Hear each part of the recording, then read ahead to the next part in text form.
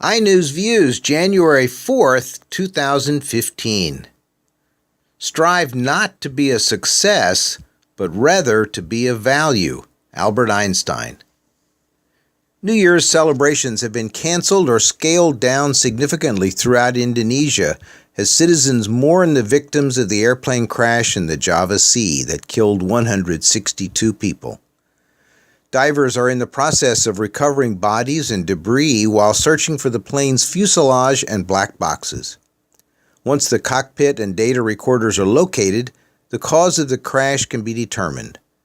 Bad weather is hampering recovery efforts, but safety investigators are hopeful that the black boxes can be recovered within a week.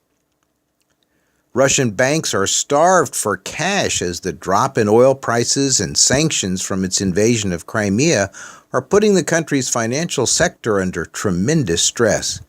Russian companies have been cut off from European and U.S. funding, and local banks are unable to provide financing. The ruble lost about 40% of its value against the U.S. dollar in 2014, so some foreign companies have halted sales of their products in Russia. The only solution appears to be a retreat from Ukraine. Samsung is preparing to present its version of the Internet of Things at this year's Consumer Electronics Show in Las Vegas. CEO Yoon will make a keynote speech under the theme Possibilities. IoT means that home appliances and all digital devices operated within the web can be controlled by clicking buttons on a smartphone or with the help of sensors. Samsung recently bought the U.S. company SmartThings for $200 million to gain access to its patents for phone-oriented home device controllers.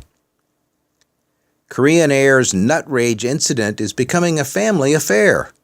Miss Jo's younger sister, who goes by the name Emily, sent text messages to her sister that promised to take revenge no matter what.